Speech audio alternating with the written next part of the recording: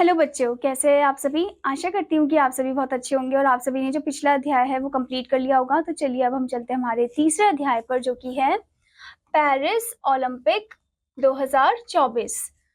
तो यहाँ पर आपको पेरिस ओलंपिक 2024 के बारे में बताया गया है।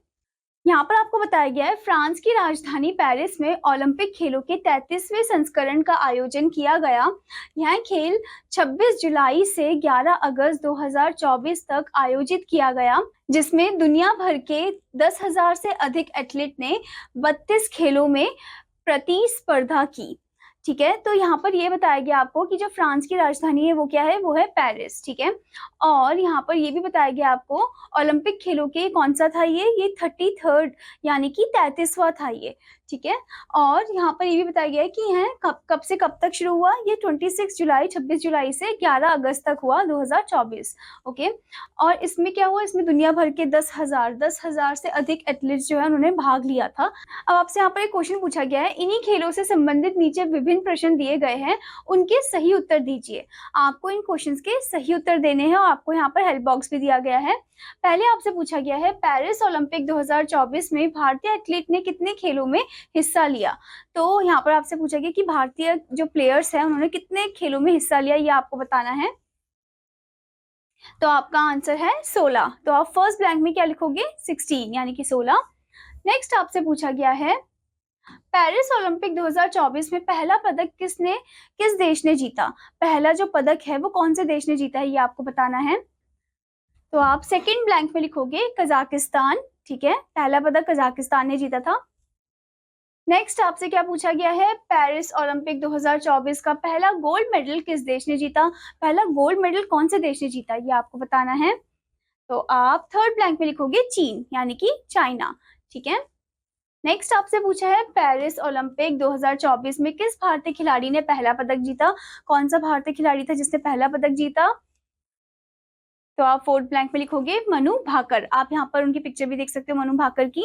ठीक है, उन्होंने कौन सा पदक जीता था, उन्होंने ब्रॉन्ज यानी कि कांस्य पदक जीता था।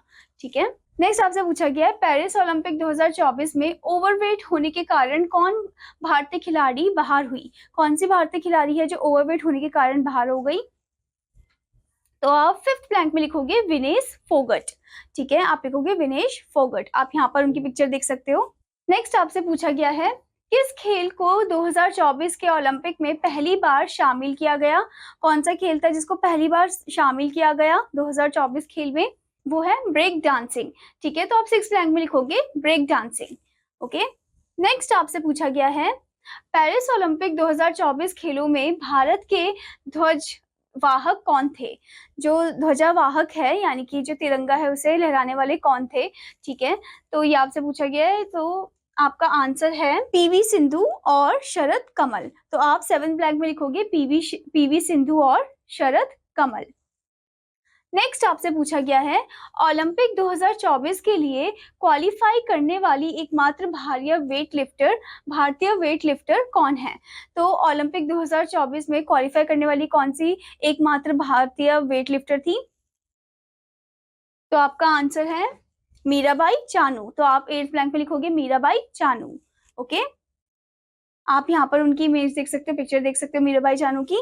नेक्स्ट आपसे पूछा गया है पेरिस ओलंपिक 2024 में भारत के लिए मशाल वाहक कौन बने। कौन भारत के लिए एकदम मशाल वाहक बने। तो आपका नाइन्थ का आंसर है अभिनव बिंद्रा। ओके, तो आप 9 ब्लैंक में लिखोगे अभिनव बिंद्रा। नेक्स्ट आपसे पूछा गया है पेरिस ओलंपिक 2024 जेवलिन थ्रो के फाइनल मुकाबले में नीरज चोपड़ा ने कितने मीटर का थ्रो करके सिल्वर मेडल जीता। तो आपको बताना है कि कितने मीटर का थ्रो उन्होंने किया था। उन्होंने किया था 89.45 मीटर का।